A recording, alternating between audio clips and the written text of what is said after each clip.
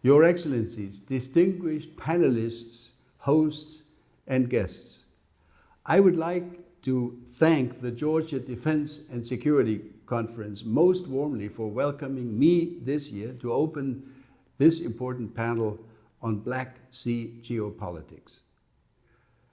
Even though I'm really sorry for not being with you today in person, I am delighted that we will be welcoming the Georgia Defense and Security Conference to participate in the activities of the Munich Security Conference in February of next year. And I am looking forward to future joint activities in Georgia and elsewhere. The Munich Security Conference, I'm happy to say, has just concluded its annual core group meeting, a very high-level conference, in Minsk, focusing on a number of classic East-West issues, including arms control issues, including the INF treaty question, but of course also including Black Sea security. Let me now turn more specifically to issues of the Black Sea region. Your Excellencies, the significance of the Black Sea region has become even greater in recent years. Russia's illegal annexation of Crimea 4.5 years ago has refocused attention on the strategic significance of your region. The Black Sea region is an important waterway connecting Europe, Russia, and the Middle East. It is a key theater for the relationship between Russia and NATO. And it is, of course, also an important transit corridor for energy deliveries between the Middle East, Eastern Europe, and Western Europe. Russia has tended to demonstrate an ever greater strategic interest in the region. We have seen the occupation of parts of Georgian territory. I'm thinking of South Ossetia and Abkhazia after the conflict in the summer of 2008.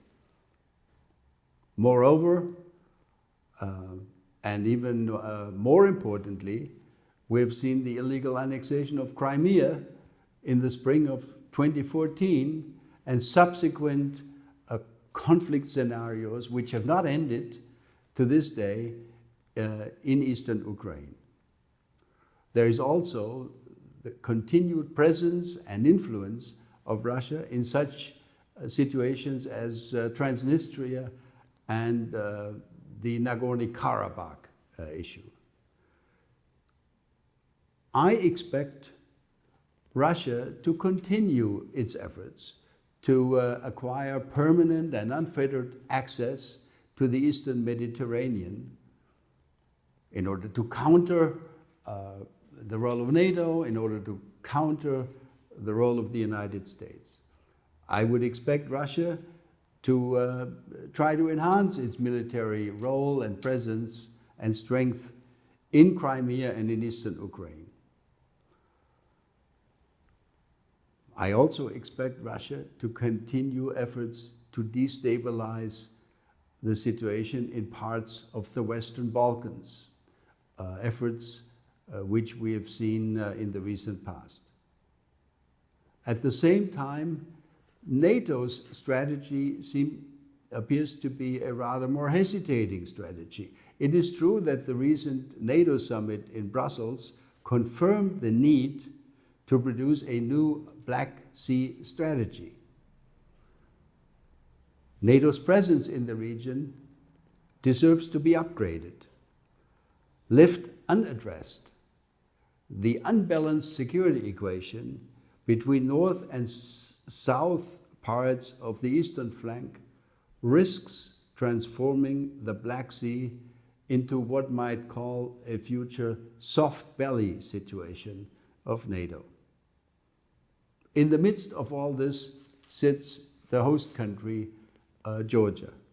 Georgia's impressive efforts at reform and Georgia's successful efforts of enhanced cooperation with NATO since the 2008 Bucharest summit have left an impressive track record. It is time, ladies and gentlemen, to elaborate a clear roadmap for NATO's future membership in the alliance and to take concrete steps in this direction. Continuing a policy of letting Georgia hang in there without a clear roadmap to go forward would not only endanger Georgia's situation, it would also tend to undermine the credibility of the entire North Atlantic Alliance. Your Excellencies, let me leave you with these introductory remarks and allow me to hand over now to the esteemed panelists and to the moderator and wish you an interesting and lively discussion. Let me say, I wish I could be with you today. Thank you very much.